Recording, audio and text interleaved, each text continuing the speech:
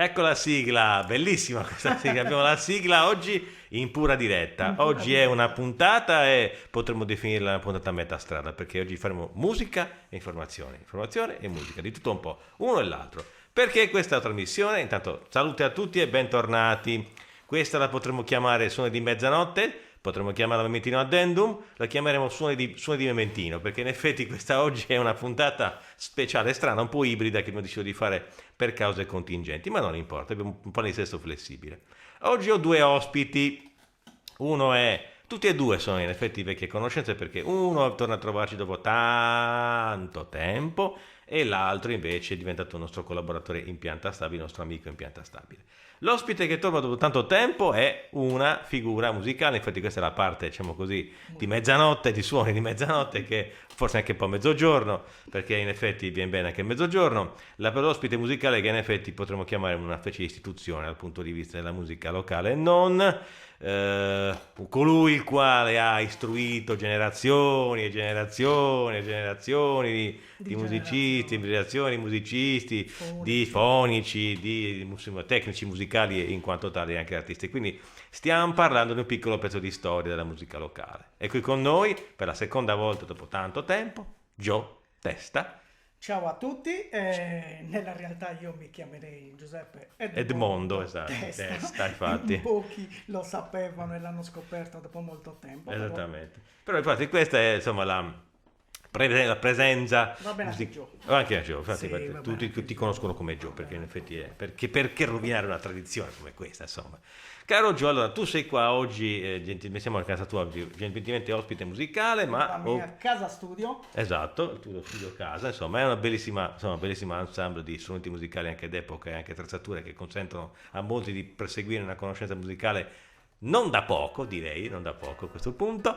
E sei anche qui con noi come ospite, diciamo così, opinionista, perché in effetti tra non molto avremo anche la parte di informazione con Simone Spiga, che farà capolino da Skype per parlarci un pochettino delle ultime uscite, perché in effetti questa puntata, caro Joe, capita proprio a fagiolo, perché siamo proprio appena arrivati dopo l'ultima sciagurata tornata elettorale, che in effetti ci ha lasciato tutti quanti un po', non dico sorpresi, perché molti di noi se l'aspettavano, No, però vabbè, dai, è una cosa che si sapeva già da molto come sarebbero andate.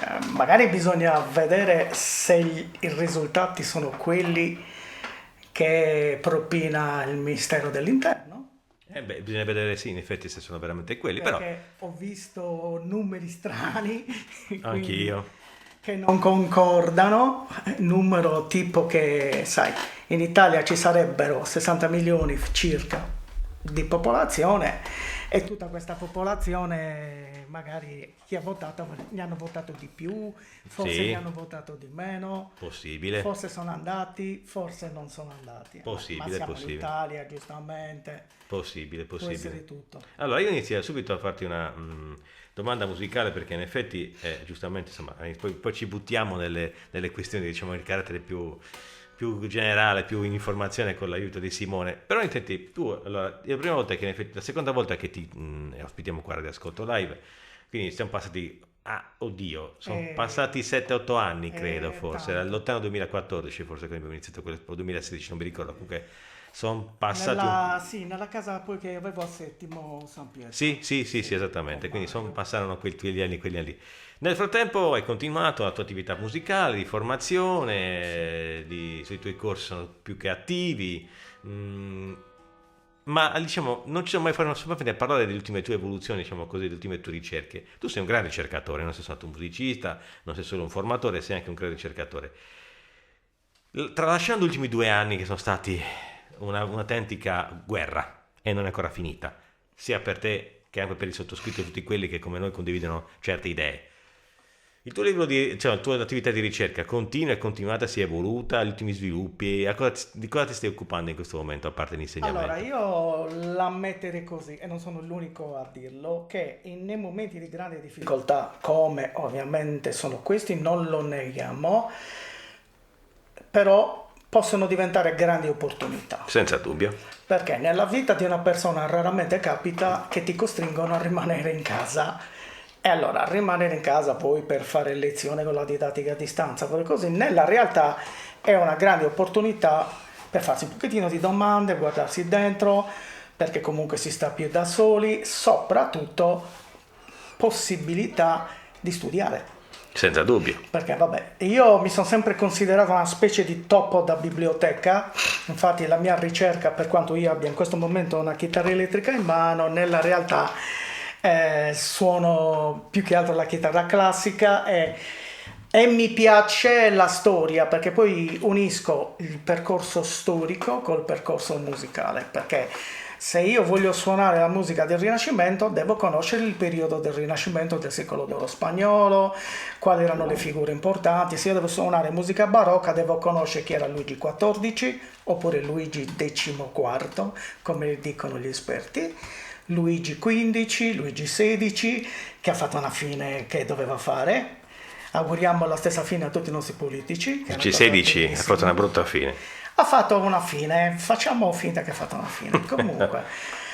E diciamo che il periodo il periodo diciamo, in cui si è stati dentro casa per costrizione mi ha portato a migliorare, a studiare come un matto, perché comunque a me piace suonare, piace studiare, questo è fondamentale, a migliorare le mie conoscenze, perché non è che me ne sono stato lì a piangere, non me frega niente. D'altronde io suono la chitarra credo dall'età di 10-11 anni forse, ne ho 57 e per me rimanere cravato in casa, detto alla sarda, a suonare e studiare, praticamente mi stai dicendo di fare quello che faccio sempre fa, esattamente. A parte uscire di casa, andare a fare qualche concerto, andare a fare lezioni in una scuola a Cagliari, nella realtà a me piace studiare, piace suonare, piace la musica antica, ma la musica antica non visto con un occhio filologico dove praticamente devi per forza fossilizzarti a fare le cose in maniera studiare per poi magari proporle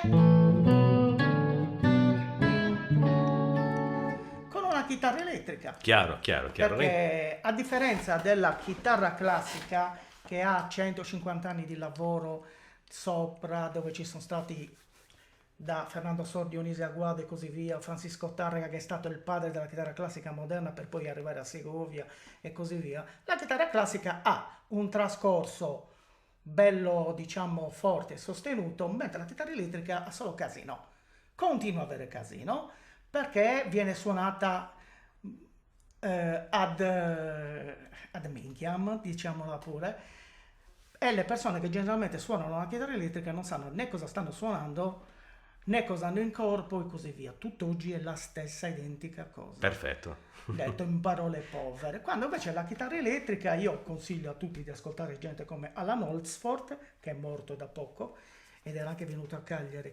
Un chitarrista, ascolti quello e capisci che la chitarra elettrica forse è un'altra cosa. Si può fare musica classica, chitarristi come Malmsteen fanno musica classica, si può fare tanta roba, quindi si possono simulare tanti strumenti.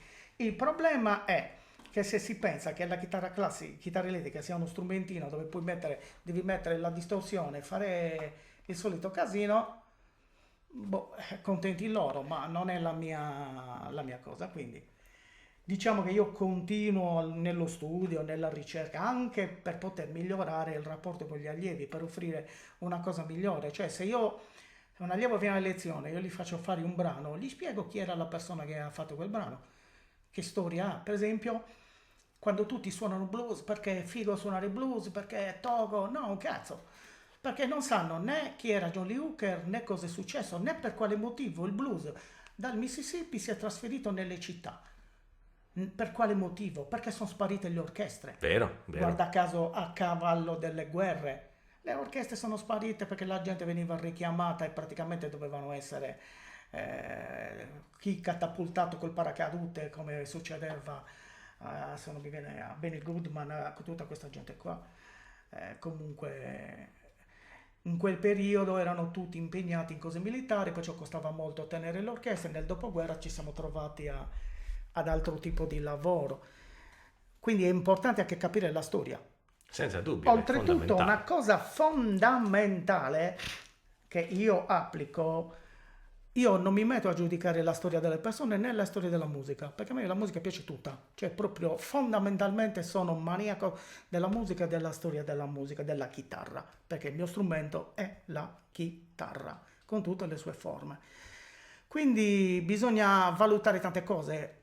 Diciamo, l'approccio deve essere rispettoso, che sia un musicista come Louis Milan del 1536, che ha scritto il suo grande libro, Il Maestro, ma che sia anche un John Lee Hooker, che sia un B.B. King, chiunque sia, non sai la sua storia, può essere una persona che ha vissuto nella bambagia, come è successo a Duke Ellington. Duke Ellington, il duca bianco, che era il figlio del maggiordomo della Casa Bianca, può immaginare, soldi a manetta, ma c'è gente che ha fatto la fame. O la storia di Jimi Hendrix, che era negro quando essere negri era difficile. Detto così, proprio fuori dai denti, no? Fuori dai denti, perché nel primi del Novecento essere di colore voleva dire non poter salire in pullman, come è successo a me in questo periodo. Già, è come è successo anche a sottoscritto. Come è successo a molti che non potevano salire in pullman perché non avevano il Green Pass. Esatto, eravamo i neri della situazione. Perché giustamente, ma io queste cose, fortunatamente io sono una persona che alle bombe reagisce con le bombe e il pullman l'ho preso lo stesso. Appunto, il discorso per essere in discorso. La tua frase e la tua affermazione d'effetto ci consente di inserirci nella parte, diciamo così, informativa della nostra puntata, con la collaborazione di Simone, che stiamo chiamando adesso tramite Skype, e che ci fornirà appunto le ultime. Faremo una bella discussione con lui. Simone? Eccoci qua allora con Simone che si è collegato nel Skype in live. Siamo qui con Simone Spiga e Gio Testa, quindi oggi abbiamo puntatoni di gruppo e possiamo avviare la parte dedicata, diciamo così, alle informazioni. Quindi abbiamo una grande ensemble, oggi non ci possiamo lamentare. Simone, allora iniziamo subito con il tuo discorso, perché stavamo giusto parlando, abbiamo finito la discussione, la prima parte della discussione musicale con Gio, parlando proprio, neanche a farla apposta, di Green Pass, ma non eravamo troppo lontani dal discorso, visto che siamo a discorso elezioni, e grazie a te possiamo avere una visione d'insieme di quello che è stata l'ultima tornata elettorale. Parliamo subito proprio di vittorie, sconfitte e figuracce, perché di figuracce ne hanno fatte parecchie i nostri cari amici del fronte del dissenso. Prego, ti lascio la parola, cominciamo con le osservazioni. Sì, guarda, io però, se mi dai possibilità, vorrei iniziare da altre elezioni. Prego. Matto. Allora, si sono concluse 4 giorni di votazioni nella zona di Zaporizhzhia, nella zona di Kharkiv, nel Donbass, quindi Lugansk, la zona di Lugansk e la zona di Donetsk. In questo momento sta iniziando lo spoglio. Sul canale YouTube Video News Live sto pubblicando le immagini dello spoglio, alcune sezioni, e la notizia è che ovviamente i popoli di quei territori vogliono l'annessione alla Federazione Russa, come era prevedibile per il mondo intero, tranne che per i paesi occidentali. Ovviamente. Cioè, voglio dire, dopo tutto quello che è successo, dopo la guerra e la lacerazione di quei territori, la cosa più ovvia è che queste popolazioni avessero proprio l'intenzione ferma di rientrare di rientrare sotto l'egida della patria di cui sentono appartenenti, la Russia. 98% mi dice Gio Testa in questo momento, quindi abbiamo una bella percentuale importante, quindi è non dico un plebiscito, ma quasi. Adesso l'Occidente, l'ONU, gli Stati Uniti, tutti quanti negheranno il risultato di questo referendum, diranno che c'erano l'esercito a controllare i voti. Io però devo dire una cosa, che domenica, quando sono andato nei seggi, ho visto l'esercito, ho visto polizia, ho visto carabinieri, quindi anche in Italia le elezioni sono falsate o sto sbagliando qualcosa. Infatti, cioè, voglio dire, il solo fatto di garantire la sicurezza non è che automaticamente ti può intimidire. Se arriva un poliziotto dal seggio elettorale, non è che mi sento intimidito e voto, che so, la Meloni, giusto per stare in argomento, no? No, infatti è curiosa. Questa è la solita interpretazione delle cose, un po' tutta nostra. Se noi abbiamo i carabinieri fuori dai seggi va bene, se lo fanno in Russia, perché ovviamente ormai la chiamo Russia, e in quelle zone perché c'è il rischio di attentati da parte dei gruppi nazistoidi ucraini, non va bene. Vabbè, dai, così è. Dai, Infatti, vabbè. abbiamo Aperta. due pesi, due misure, come al Sì, solito. aperta e chiusa la Sì, parentesi, prego. però andiamo all'Italia, o la Bielorusia come la chiamo io, che sembra che con la vittoria del centrodestra continuerà a essere la Bielorusia. Ho paura, adesso lo vedremo, poi con i primi atti, già con la nomina del ministro degli esteri capiremo che linea intendono prendere. Comunque, io però vorrei iniziare dall'astensione, non per altro, perché i numeri sono Impressionanti, direi. sono impressionanti. Cioè, quando va a votare il 63,91% degli aventi diritto e c'è un calo di 9 punti rispetto alle precedenti elezioni, qualcosa vuol dire. Qualcosa vuol dire, e io credo che ci sia un chiaro segnale nei confronti dei partiti, di tutti i partiti di sistema e i partiti antisistema. Senza Eh, dubbio.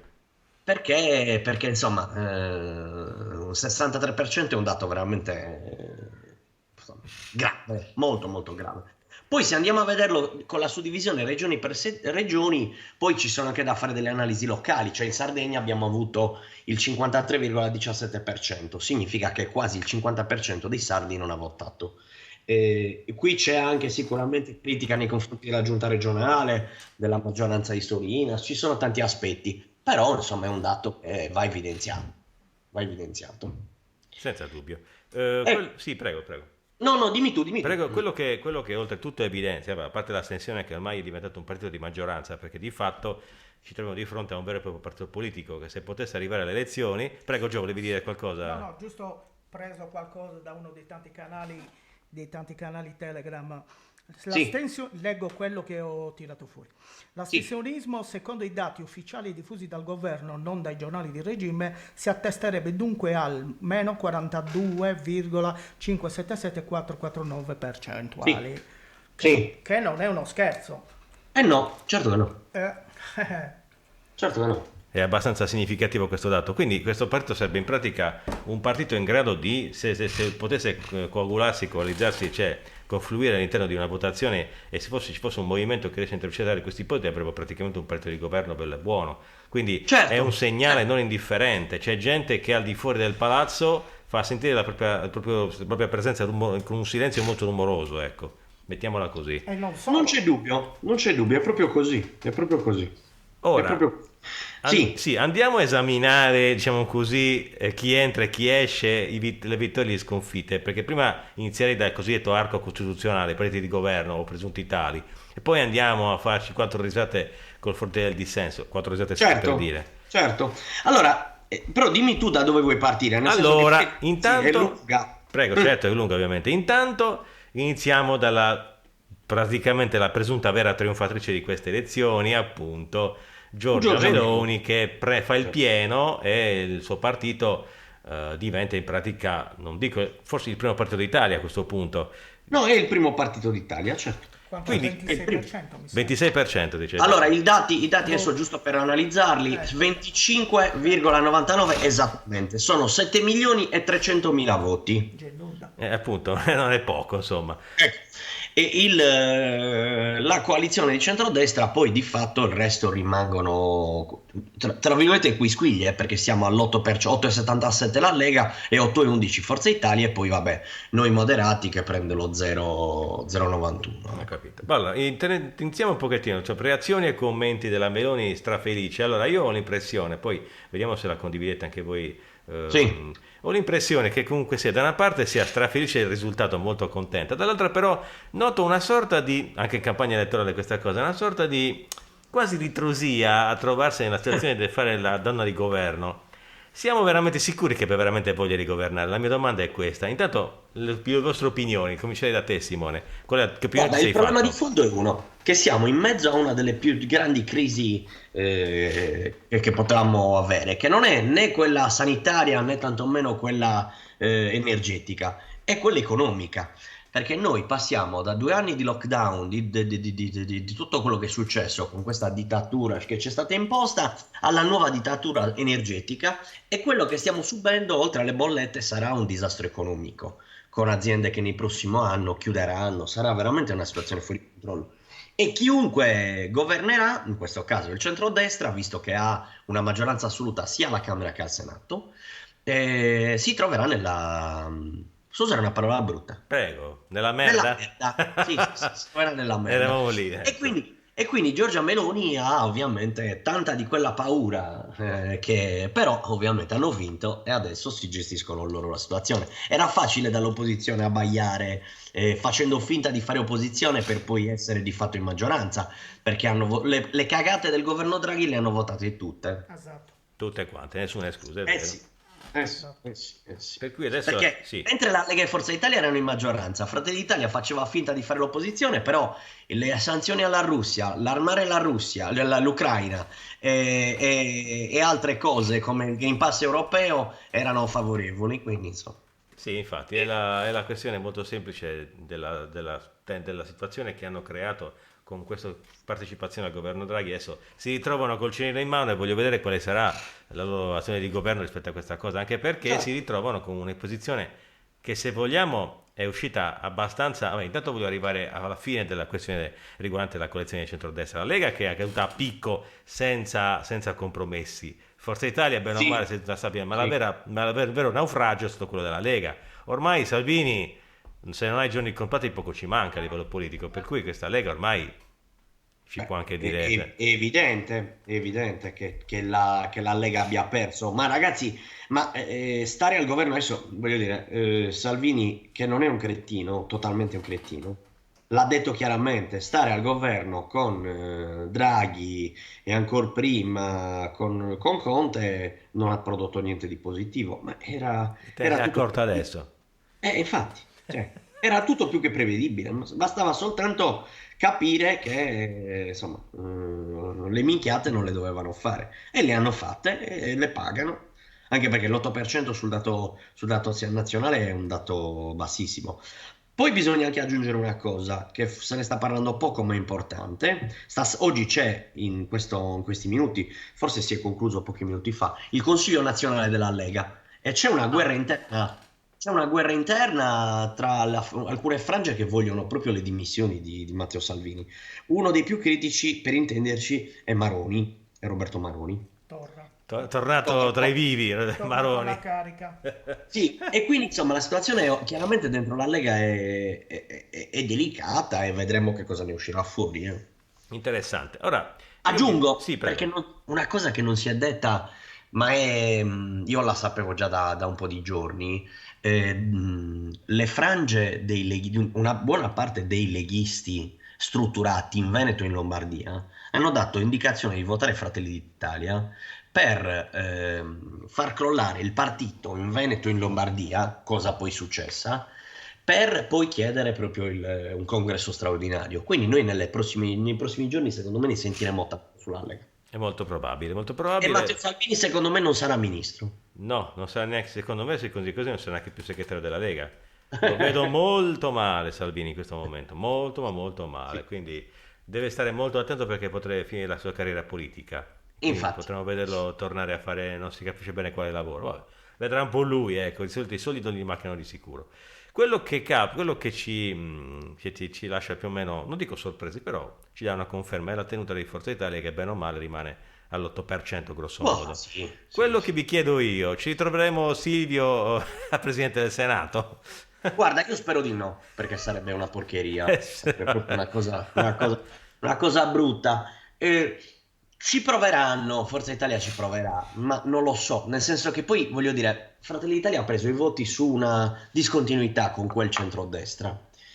E voglio dire, scegliere di nominare Berlusconi capo presidente del Senato, a me sembra non lo so, una minchiata che potrebbero risparmiarsi. Beh, può darsi anche che potrebbero risparmiare, non fosse altro che potremmo avere un sacco di filmati molto interessanti e umoristici da collezionare per i prossimi anni, perché così Sì. potremmo avere barzellette, le battute, le scenette, poi Cioè, le...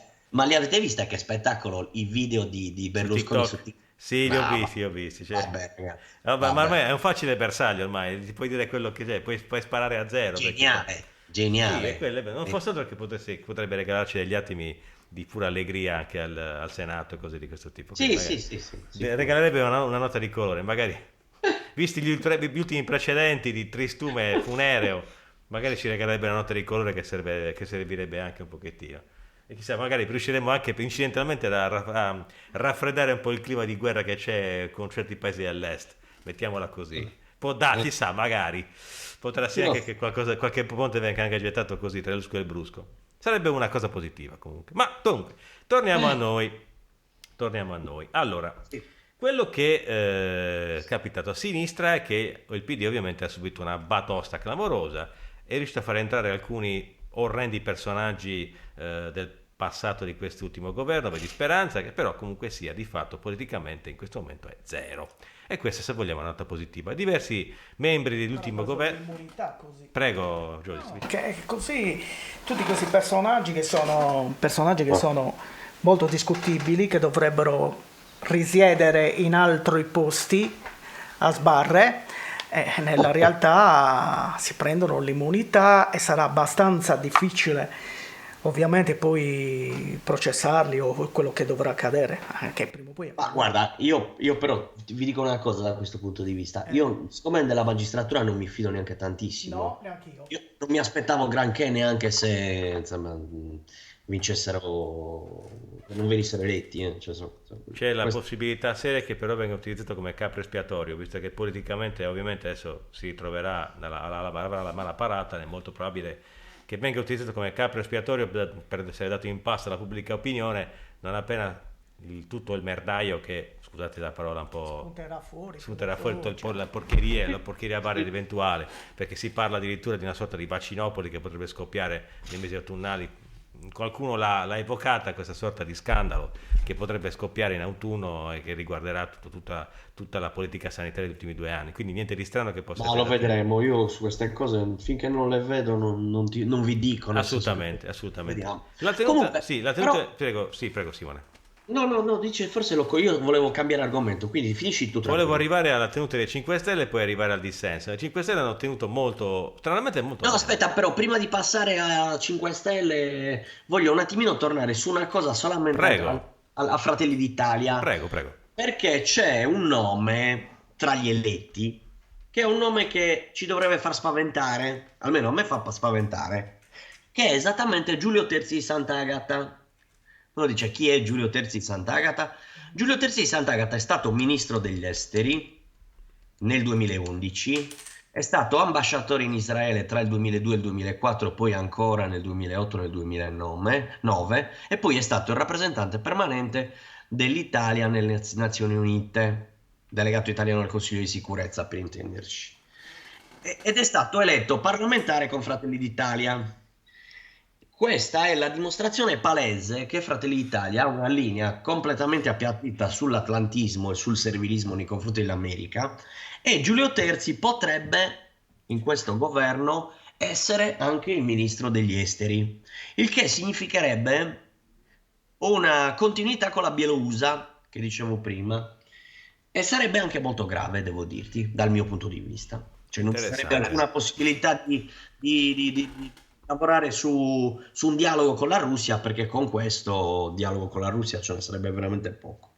E questo in effetti potrebbe essere. Vabbè, spero che valutino anche questo, anche perché comunque sia una linea Beh, l'hanno dura. candidato, Sì, sì, l'hanno candidato. una linea dura da questo punto di vista non avrebbe ottimi effetti sull'economia italiana e in generale No, sulla pubblica opinione italiana nei mesi a no. venire. Quindi, fossi loro, ci penserei un paio di volte. Capisco le pressioni, però ovviamente tu ricevi tutte le pressioni che vuoi, però intanto la gente col forcone ce l'hai qui in Italia. Certo, E quindi è certo. importante quello. E Comunque, vabbè, volevo comunque, passare oltre. 5 Stelle. Sì, 5 Stelle. Beh, 5 Stelle c'è un dato, ragazzi. 5 Stelle ottiene voti soprattutto nel centro-sud per via della questione del reddito di cittadinanza. Classico, certo. Io sono favorevole al reddito di cittadinanza con dei criteri ben precisi che non ci sono in questa legge. Tra le altre cose, io imporrei a chi ottiene il reddito di cittadinanza dei lavori utili, cioè dovrebbero fare gestiti nei comuni dei lavori utili, per intenderci, pulire giardini. Aiuterebbe. E quindi, insomma, questa è la mia idea. Ma abolire il reddito di cittadinanza è una minchiata da liberali come quelli di Fratelli d'Italia. Condivido. Ecco, e quindi il Movimento 5 Stelle prende quei voti che prende, sono tanti, perché poi se andiamo a analizzare, 5 Stelle prende delle percentuali importanti, il 15,43 sono 4 milioni e 300 mila voti ed elegge 41 parlamentari più, insomma, più i senatori, adesso io sto parlando della Camera, sono 41 solo alla Camera, insomma, e sono numeri importanti. Quindi 5 Stelle è quello, in questo momento 5 Stelle è quella roba lì. Assolutamente sì, sono i latori del reddito di cittadinanza, per cui da quel punto di vista sono quelli che sono semplicemente i paladini di quel tipo di...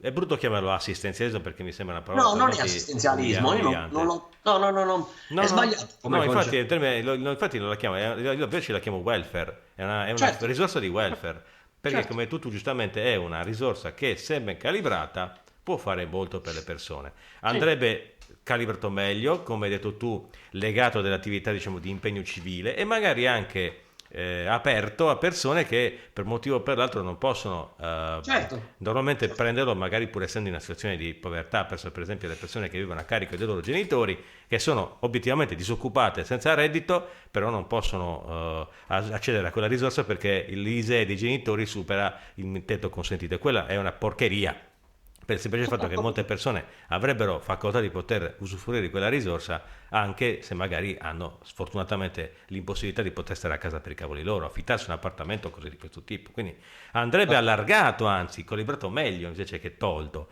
Toglierlo significa ributtare un sacco di gente nella povertà più assoluta, ed è una porcheria, Sì. e poi aprire queste persone allo sfruttamento che in un modo o nell'altro si era attenuato, perché la lamentela degli imprenditori che secondo loro non erano in grado di trovare manodopera per poter portare avanti l'attività, secondo me è una bischerata colossale, per il semplice fatto che nessuno di queste persone era più disponibile ad accettare stipendi da fame, potendo scegliere di poter Ma infatti, avere... Sì, ragazzi, c'è una cosa che a me ha fatto ridere in questa campagna elettorale, è intervistare i ristoratori, i baristi, che dicevano io non trovo più personale, questo reddito di cittadinanza è una porcheria. Poi gli facevano la domanda, scusi, ma lei quanto paga? quanto dà, esatto. E nessuno rispondeva.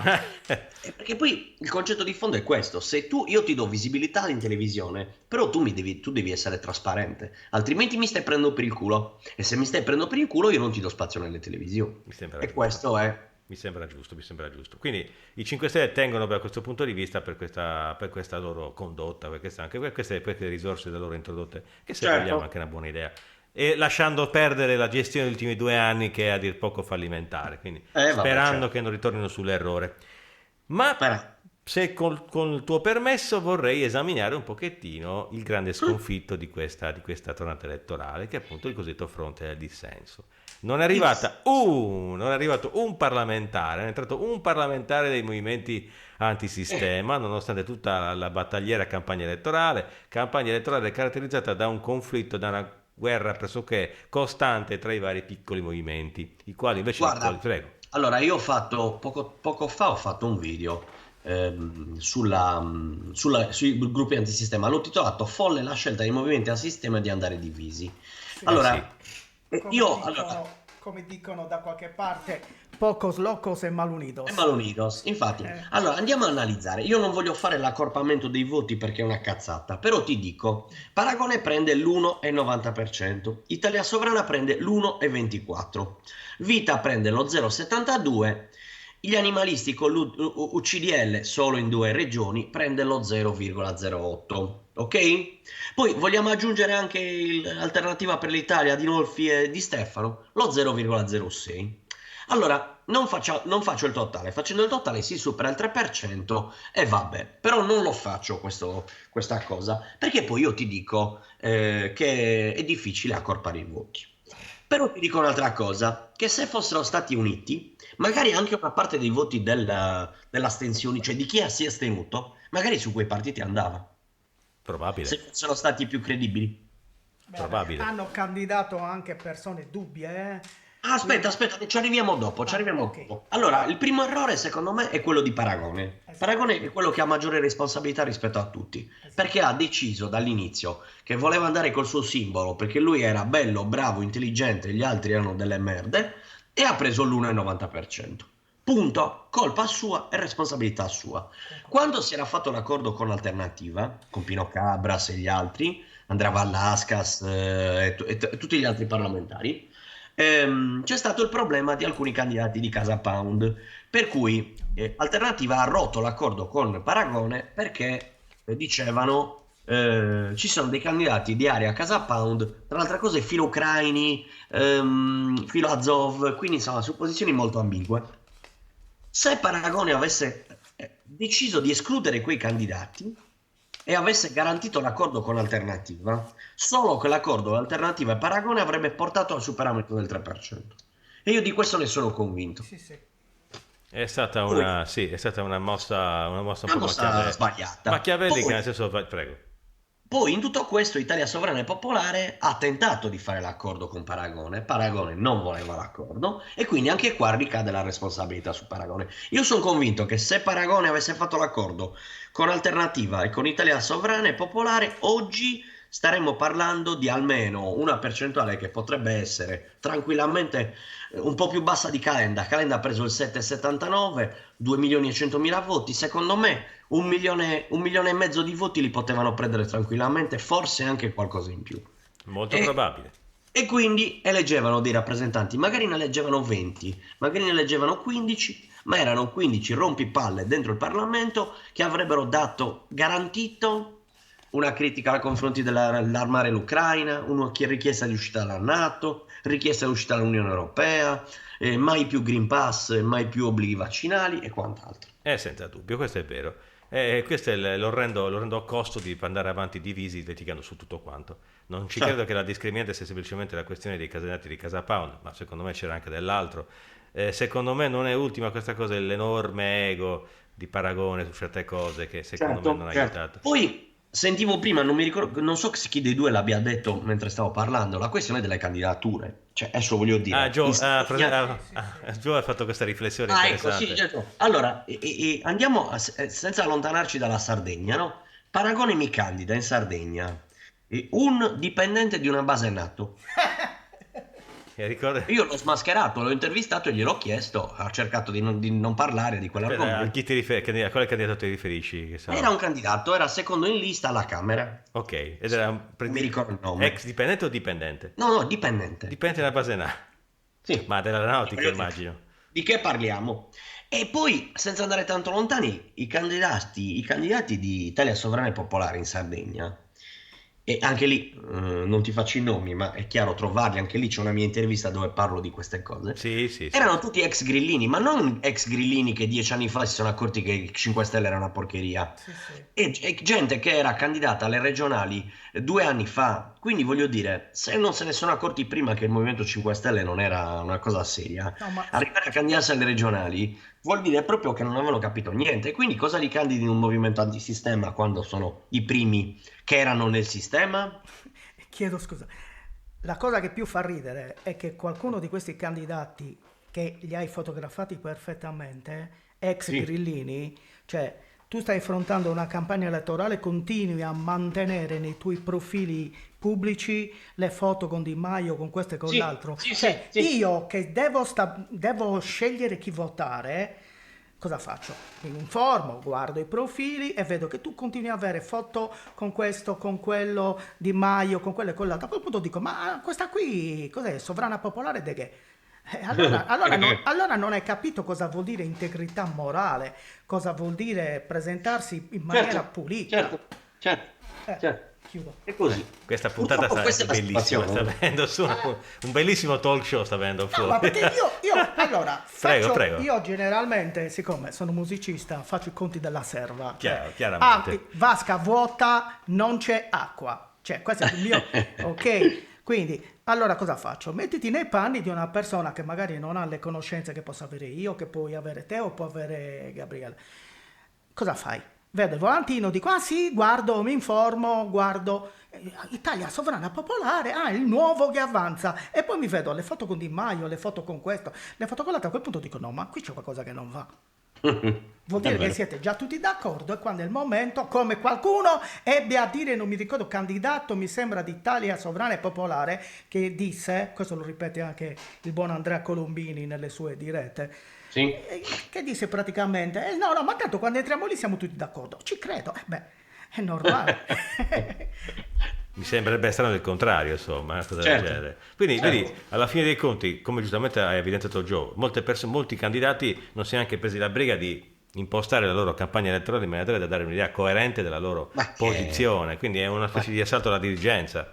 Vergognoso se vogliamo, ridicolo se vogliamo, quindi Certo. questo è il risultato. E infatti il risultato, ora volevo aggiungere una cosa, il risultato quindi ha portato all'astensionismo di cui parlavamo all'inizio di questa puntata, astensionismo che però si sta traducendo in un movimento, diciamo così, di scontento popolare che adesso ha trovato dei punti di riferimento al di fuori del palazzo. Ne parlava prima Joe accennando ad Andrea Colombini.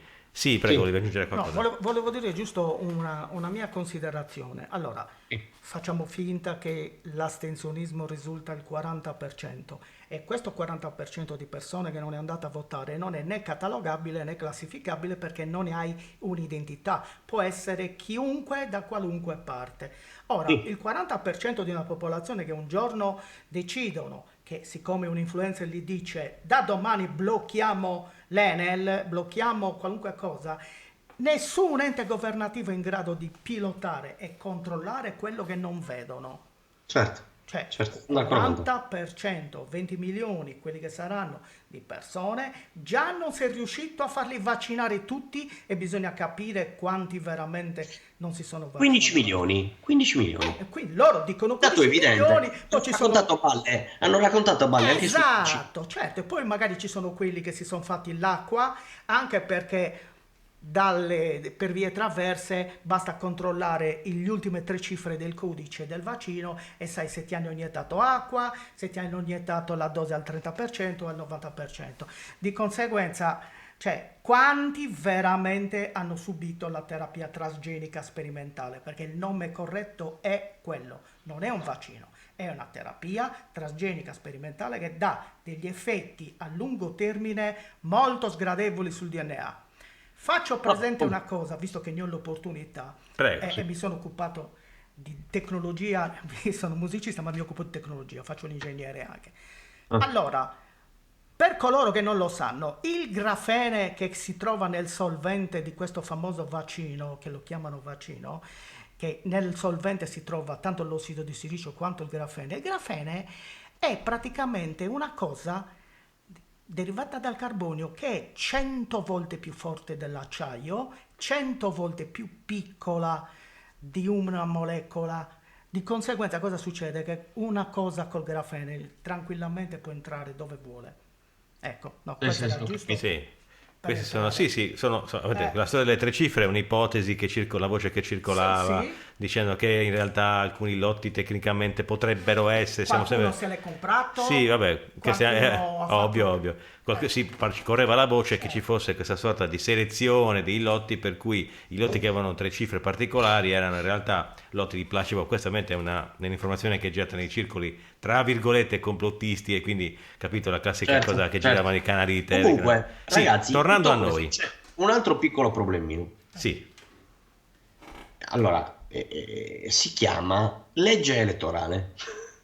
che non è poco. Cioè, vi spiego. Noi abbiamo una legge elettorale che si chiama Rosatellum, votata da tutti, tranne che da Fratelli d'Italia, dalla sinistra italiana e dal Movimento 5 Stelle. Ed è una legge elettorale che fa cagare.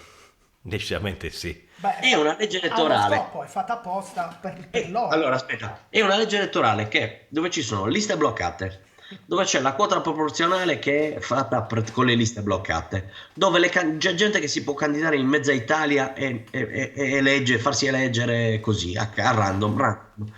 È una legge elettorale che non favorisce neanche le primarie interne dei partiti e soprattutto ti impone in regioni. Adesso voglio dire, facciamo gli esempi, perché sennò sembra che stia parlando di cose folli. Allora, andiamo, tutti i partiti vi faccio esempi, perché sennò sembro... Allora, Fratelli d'Italia in Sardegna mi candida l'oculista di Giorgia Meloni. È sardo, perché ha un cognome sardo, ha uno studio nel Nord Sardegna, ma di fatto lavora a Roma. Poi mi candida Paola Frasinetti nel collegio plurinominale, che è era candidata in Sardegna sul plurinominale e in Lombardia in 2 collegi uninominali. Poi mi candida Marcello Pera, che con la Sardegna non c'entra un cazzo. Beh, effettivamente non è proprio sardo, Marcello Pera. Questo è. Poi il PD mi candida Marco Meloni, che la volta scorsa è stato eletto in Liguria, perché non c'era spazio in Sardegna, l'hanno candidato ed eletto in Liguria. Ma è così in tutti i partiti, eh. Sì, Cioè, non sì, è che sì, sì. stiamo parlando di cose... le liste antisistema, quelle belle delle liste antisistema, cioè Italia Sovrana e Popolare aveva candidato capolista alla Camera il leader di Riconquistiamo l'Italia, che non è sardo e che non c'entrava un cavolo con la Sardegna. Per essere chiari, non è che qui stiamo parlando di alcuni partiti, parliamo di tutti i partiti. È veramente imbarazzante. Vabbè, E ma questa è una legge elettorale vergogna. Sì. Aspetta che vi dico una cosa Prego, fantastica. prego. Vi faccio l'elenco. Allora, andiamo in ordine dal partito vincitore. Giorgia Meloni e Daniela Santanchè erano candidati ed eletti in 5 posti diversi. Cioè Giorgia Meloni è stata eletta in Lombardia, nel Lazio, in Puglia e in 2 collegi della Sicilia. Silvio Berlusconi, la Santanchè invece in Piemonte, 2 collegi della Lombardia, Toscana e Lazio. Silvio Berlusconi è stato eletto in 4 posti diversi: Piemonte, Lombardia, Lazio e Campania. Fratelli d'Italia alla Camera ha eletto questa Chiara Laporta, 3 collegi. Antonio Tajani, Forza Italia, 3 collegi. Isabella Rauti, Fratelli d'Italia, 3 collegi. Carlo Calenda e Matteo Renzi, tutti e 2 al Senato in 3 collegi diversi. Ilaria Cucchi, candidata in 2 collegi per Sinistra e Verdi. Simona Malpezzi, eletta in 2 collegi nel PD al Senato. Matteo Salvini, eletto in 2 collegi al Senato, in Lombardia e in Puglia. Allora ragazzi, di che cacchio stiamo... sì, effettivamente, poi imbarazzante, ma io non mi ancora capire, ma chi se l'è votato Calenda? Chi se l'è votato? E questo è quello che stiamo cercando di capirlo, sono 2 giorni che cerco di capirlo io. Chi se l'è votato Calenda? Calenda ha preso il 7,79%. Appunto, ma chi se l'è votato? Voti. Qualche dubbio vi viene, Anche a me, ma chi se l'è votato? Ma che, no, adesso non fatemi il ragionamento che qualcuno ha messo nelle schede la X. No, quello no, per carità no. C'è gente che li vota, c'è gente che crede che Renzi, che Draghi sia stato un grande governo e hanno votato questa roba, appunto. Ognuno poi... Miracolato Calenda che vede voi mi fate questa domanda su Calenda, io potrei farla per il 5 Stelle, potrei farla per il centro-sinistra, cioè voglio dire, votare Letta o votare Berlusconi, ma di che parliamo, ragazzi? Verissimo, su questo siamo d'accordo, ma sai, sappiamo esattamente che questi 2 partiti che appena nominato, PD e Forza Italia, hanno i cosiddetti, lo zoccolo duro, i bacini elettorali, fondamentalmente insomma, le aggregazioni di votanti che sono tesserati, simpatizzanti, beneficiati e beneficati, scusate, e cose di questo tipo. Quindi c'è una ratio dietro a queste elezioni, queste percentuali. Di Calenda cosa si può dire? Qual è il suo bacino, la comunità che fa riferimento a lui e cose di questo tipo? Cioè, mi viene difficile riuscire a focalizzarla, capite? Questa è la cosa strana. Ma io ti capisco, purtroppo ognuno vota quello che gli viene in testa. Quello è vero, per carità, questa sarebbe in teoria la democrazia se non fosse poi filtrata da una legge porcata, che non è il porcello, ma è una legge porcata lo stesso, in questo caso è una porcata, vabbè, comunque. A quel punto il porcello quasi quasi era che è meglio del Rosatellum. Sì, quasi sì. Quasi. A questi livelli siamo, altro che meno peggio. Comunque io sto cercando un costituzionalista, sì, l'ho detto anche nell'altro video, lo dico anche a voi, sì, che con me prepari il quesito referendario per abrogazione della legge Rosatellum. Interessante. Perché dobbiamo raccogliere milioni di firme in tutta Italia, perché il 40% di italiani che non si sentono rappresentati, secondo me non si sentono rappresentati anche da questa legge di merda. Quindi bisogna iniziare, io sono pronto, sto cercando un costituzionalista a livello nazionale che mi faccia il quesito referendario e sono pronto a costituire un comitato nazionale sul referendum. Bene, cercheremo di appoggiare e condivideremo questa iniziativa, cercheremo di trovare il modo di arrivare a un professionista del settore, un punto di riferimento. Secondo me le possibilità ci sono. Adesso magari anche tramite l'ascolto live, tramite le tue trasmissioni, qualcosa potremmo arrivare a farla. Ci proviamo, è un'interessante sfida questa, la vogliamo raccogliere. Però cambiando argomento, allora io volevo da te qualche aggiornamento, perché pare, andiamo alla politica internazionale un attimino, pare che ci siano state 2 esplosioni particolarmente forti al largo del mare, parliamo del mare del Nord, e al largo della Danimarca, se non ricordo male. E queste 2 esplosioni sono... Allora, sì. Esattamente, si parla della zona tra la Svezia e la Danimarca. Ok. 2 esplosioni che si sono verificate proprio nella zona dove dovrebbe scorrere il Nord Stream 2. Quindi tu hai informazioni più precise rispetto a questo evento? Sì, confermato che c'è una perdita di gas. Hanno bloccato. C'è stata una misurazione sismologica registrato lunedì queste forti esplosioni ed è confermato che ci sono delle perdite. Allora, la notizia che vi posso dare, aggiornata a diciamo un'ora fa, dice che ufficialmente si è trattata di 2 esplosioni, confermato da Björg Lund, che è il docente di sismologia presso lo Swedish National Seismic Network, ed è confermata la fuga di gas a partire dalle ore 13:52.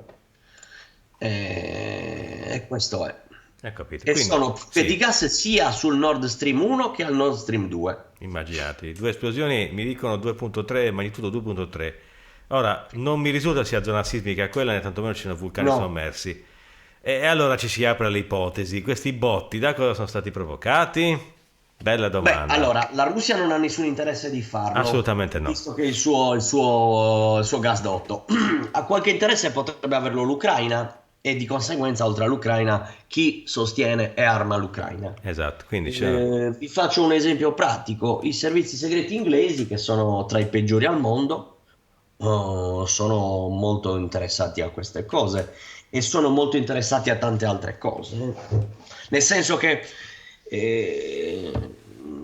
passando a un altro argomento che poi è collegato per la visione del mondo, il monopolio nel mondo, in Iran continuano le rivolte della popolazione sulla vicenda di questa ragazza che secondo l'Occidente è stata uccisa dalla polizia. Le immagini della caserma confermano che lei è caduta da sola e che è stata male e che è morta per un problema fisico, ma secondo la vulgata occidentale è stata picchiata e uccisa dai poliziotti.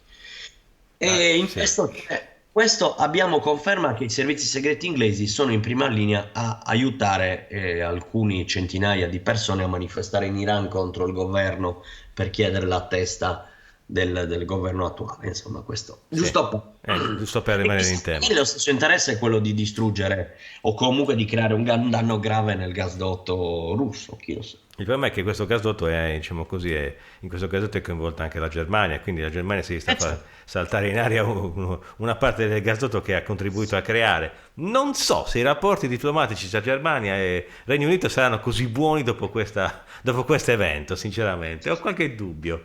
Lo vedremo solo vivendo questo. Assolutamente sì. Ok, altre cose interessanti, altre notizie, ultime notizie, qualche altra spigolatura anche regionale, se vogliamo.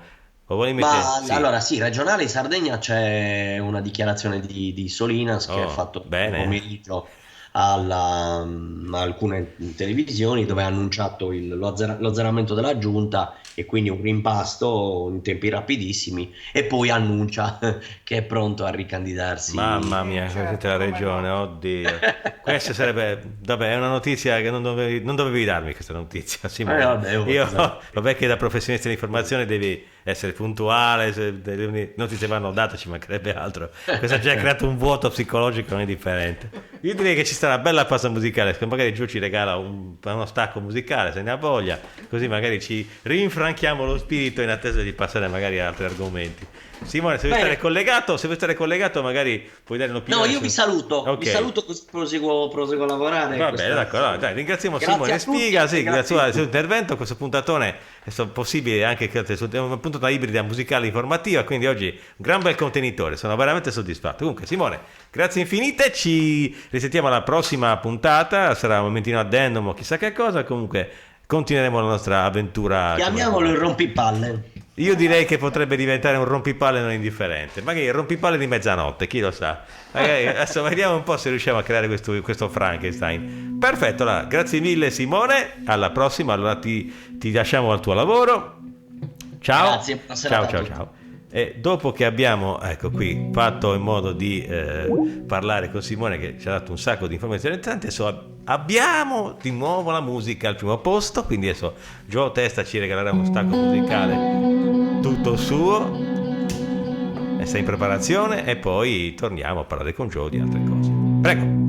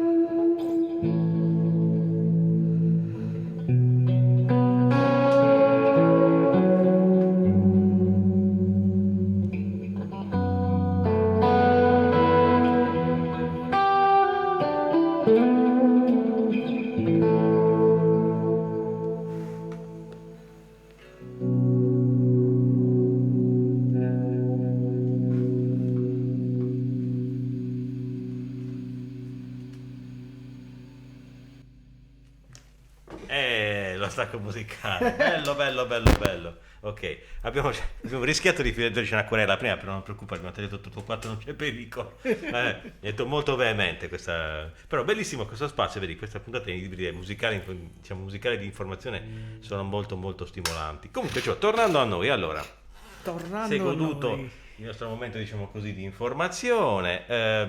Dal canto tuo, allora, visto che siamo in argomento, parliamo degli ultimi 2 anni, parliamo di quello che è successo, insomma, di quello che hai prodotto e hai cercato di portare avanti nonostante le difficoltà. Ora, mi chiedevo...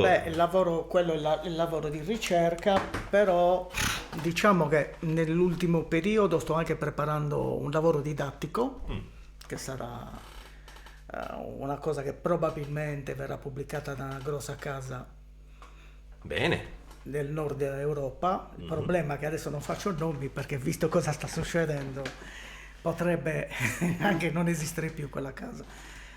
No, vabbè, scherzo. Si scherza, battuta. Si scherza, Con le battute rischiamo prima di arrivare agli eccessi. Sì. Vabbè. Però sì, è una cosa didattica, un lavoro diviso per, diciamo, per epoche, cioè Rinascimento, Barocco, classico, romantico, dove io registrerò tutta una serie di cose che, diciamo, che se una persona cerca in questo lavoro virtuosismi facili non le troverà, perché sono cose didattiche che generalmente i ragazzi incontrano quando iniziano a studiare chitarra.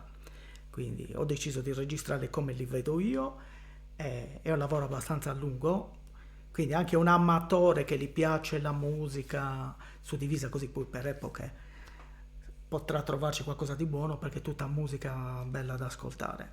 È un lavoro abbastanza complicato perché richiede registrare tanta roba e quindi non l'ho potuto fare quest'estate nonostante l'avrei dovuto fare perché c'era un caldo della Madonna. Assolutamente sì. E quindi le Madonne le ho viste io.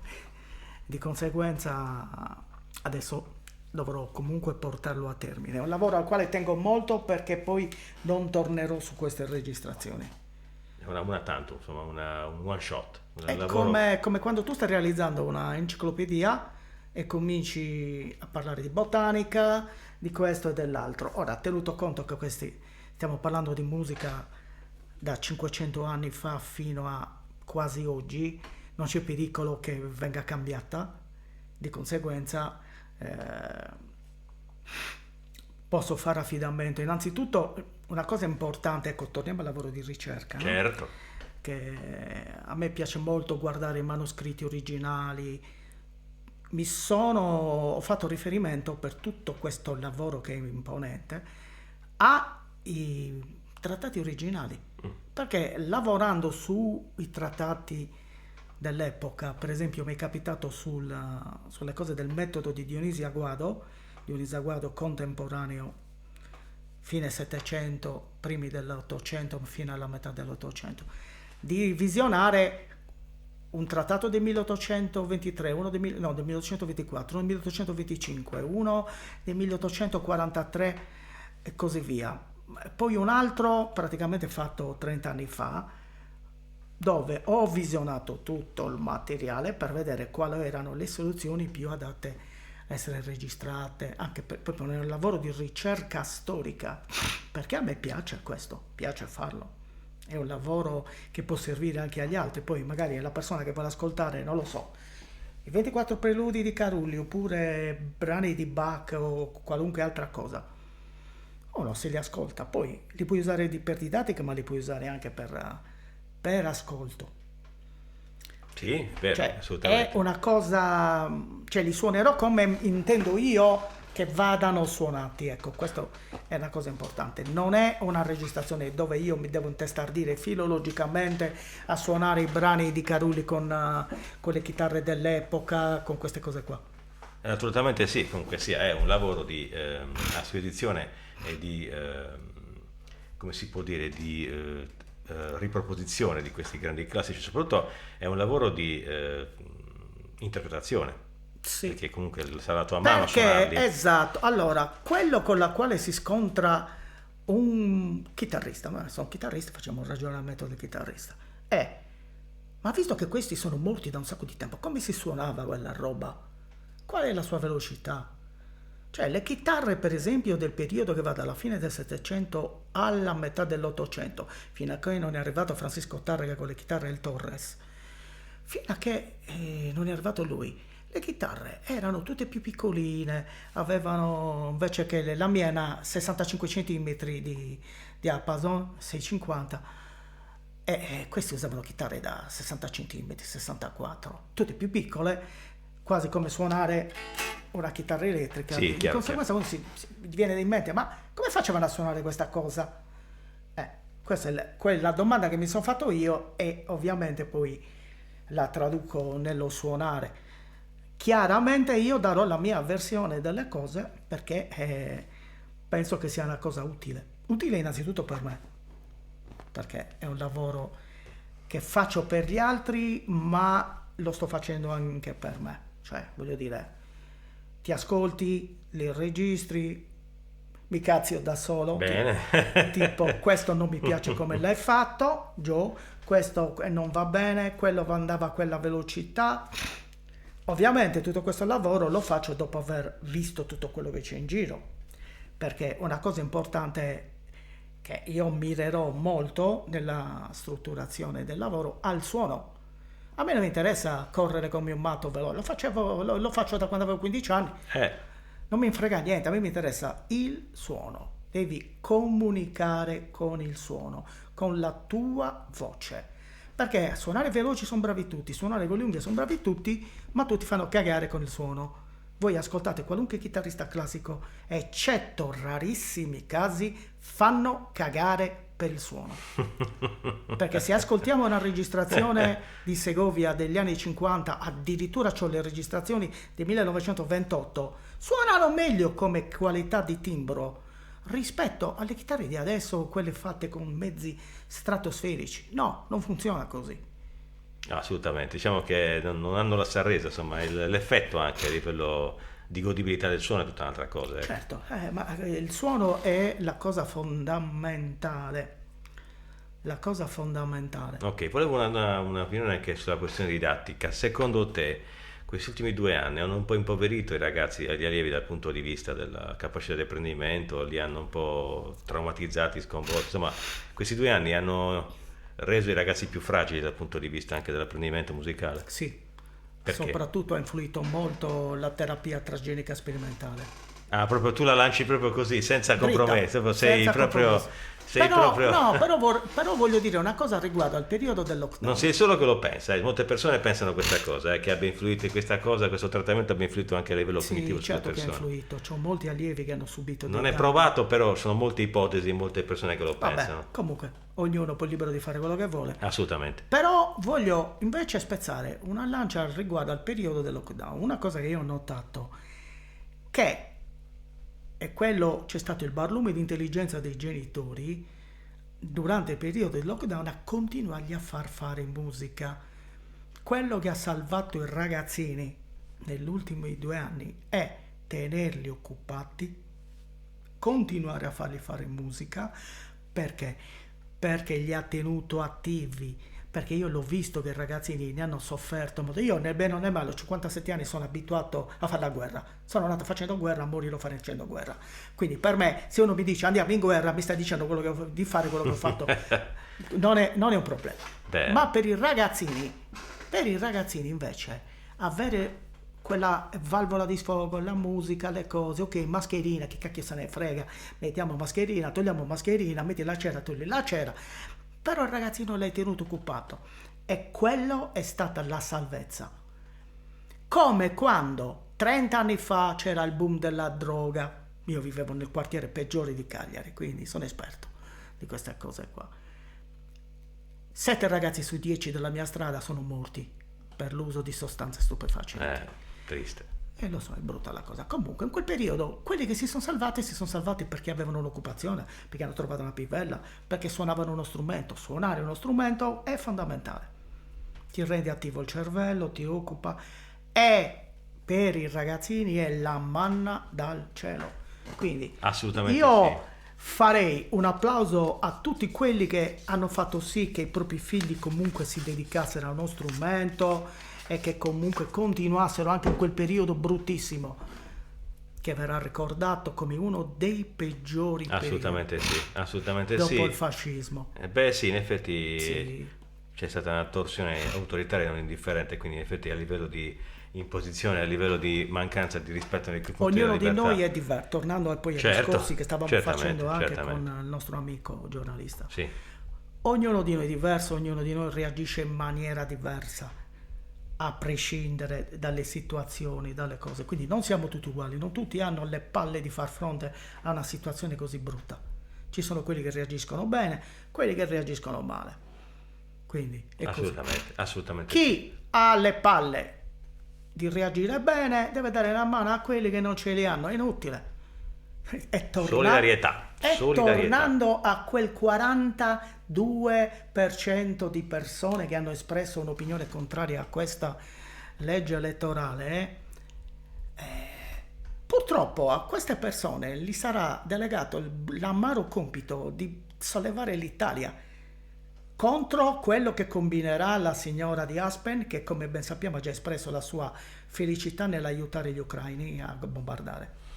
Questa è una scelta infelice, speriamo che comunque sia... Speriamo che si ascolti bene quello che ha detto. Sì, in effetti, perché un conto fare, diciamo così, dichiarazioni di un certo tipo in campagna elettorale, un altro è il governare un paese che vive un delicato equilibrio, vive una situazione di equilibrio sul filo del rasoio dal punto di vista economico e politico. Comunque, punto secondo, sì, ognuno prego. si deve lavare i propri panni in casa. Certo. Cioè noi non dobbiamo andare a rompere le balle agli altri se non perché c'è la necessità. Assolutamente. Abbiamo i nostri di problemi. Vorrei ricordarvi, Gabriele, che noi siamo Sì. sardi, siamo attorniati dal mare e non abbiamo la continuità territoriale. Io sono sardo e sono rinchiuso dentro la mia Sardegna, che è un territorio bellissimo, ma non ho gli stessi diritti di chi vive in continente e può muoversi come vuole.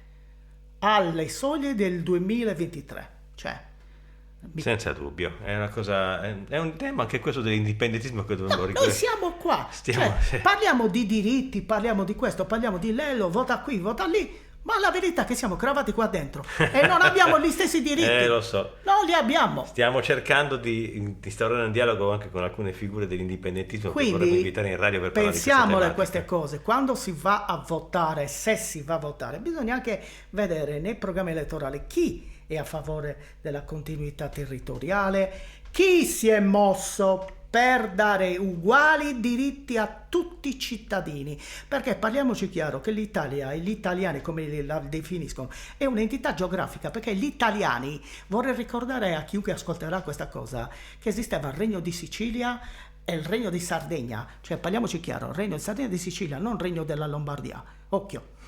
Quindi noi siamo più antichi di tutti gli altri. Per quale motivo noi siamo gli sfigati? Bella domanda, il dibattito storico che andrebbe fatto in maniera seria. Con Vabbè, magari io con lancio uno la storico mia- che qualche storico in effetti si occupa di questa cosa andrebbe approfondito l'argomento. Sarebbe un interessante modo per creare qualche Cosa puntata. deve arrivare? Il nuovo Temistocle che si deve inventare la nuova Poli, inventare cose strane? Interessante questa. Cioè, Arriveremo, No, vabbè. ho fatto questa citazione semplicemente perché nel periodo delle cosiddette guerre greche, stiamo parlando dal 1200 fino al 700 a.C., c'era qualcuno che dice, vabbè, visto che la Grecia deve finire male, Atene deve finire male, rifondiamo una nuova Grecia in Sicilia Sì. o in Sardegna. La Magna Grecia, sì, è vero. Ecco. Le colonie della Magna Grecia, proprio. I sardini sono più finici che i greci. Comunque, vabbè.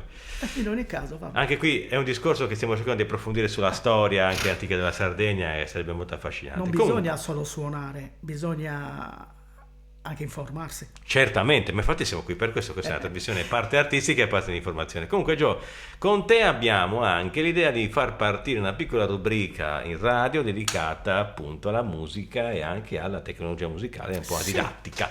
La pillola del tecnico era una vecchia nostra iniziativa di quando vide la luce Rock al Video con la collaborazione preziosissima allora del mitico Mario Pierno, che salutiamo, tra l'altro ex allievo di Gio, tra l'altro ottimo. Mario si sta muovendo molto bene, lui Sì, e la sua sì. compagna hanno un bellissimo Assolutamente progetto sì.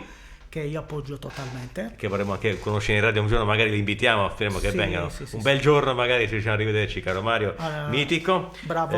Assolutamente sì. Rock al Video aveva dentro di sé la rubrica della pillola del tecnico e noi vorremmo con la collaborazione di Gio Testa far rivivere questa piccola rubrica, magari periodicamente dando delle informazioni tecniche su come ci si approccia allo strumento musicale, su come Ma si non può. solo sullo strumento Assolutamente. musicale, ma soprattutto, visto che io ho lo studio di registrazione Sì, in sì, casa sì, sì. e c'è più di quello che umanamente mi serve, Sì. chi si diverte in casa mia è il gatto che non Ecco. vede l'ora di rovinare tutti i capi che Mitico trova. Ramire. Esatto. Sì, faremo una rubrica dove ovviamente in monotematica cerchiamo ogni Certo, puntata certo. di dare delle indicazioni tipo come settare un mixer, come si usa un equalizzatore. È vero che su internet trovate tutto quello che volete, ma la domanda che voi dovete fare a quelli al quale date la vostra attenzione è: tu quante registrazioni hai fatto nella tua vita? Quanti concerti hai fatto? Quanti dischi hai fatto?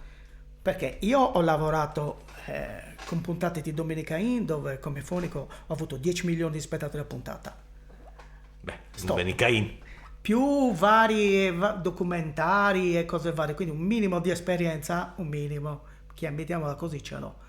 Però voglio offrire un servizio insieme a Gabriele dove alla gente gli spieghi quelle cose che magari dai per scontate, per esempio come fare lo zero return di un mixer, perché tutti accendono il mixer e sei pronto a lavorare. No, perché poi io arrivo in un locale dove c'è un open mic, sento un suono di merda e mi rifiuto di suonare.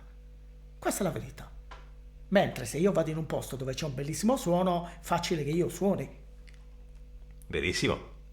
torniamo al discorso del suono e della voce. Assolutamente Niente, sì. sarà una bella esperienza e speriamo Sì, che sì, piaccia sì, sì. anche a tutti i nostri Sì, è ascoltatori. il punto di partenza per un'interessante Poi esperienza. siamo aperti anche alla consigli. se Assolutamente qualcuno sì, poi- magari diventerà una rubrica che potrà essere aperta anche a tipi di collaborazioni. Comunque, Certo. già questa puntata è particolare perché la metà sarà tra suoni di mezzanotte e momentino addendum, quindi diventerà il momentino di mezzanotte, quindi, oppure perché più avanti diventerà il rompiballe con Simone Spiga, quindi magari avremo questa puntata diventerà, diciamo, la mamma di alcune interessanti diramazioni delle nostre creazioni qui ad Ascolto Live. Ma intanto ringrazio Gio Testa per questa bella presenza musicale. Grazie quindi, a voi e ringrazio anche dell'ospitalità. Simone Spiga per la sua partecipazione, quindi abbiamo avuto una bellissima puntata, un po' talk show, un po' intervista musicale, un po' bollettino, un po' di tutto, bellissima. Comunque speriamo che piaccia. Comunque questa è la nostra, adesso continuiamo con le nostre trasmissioni, seguitele mi raccomando sulla piattaforma di Spreaker, sul canale di YouTube, crescete numerosi che ci fa piacere,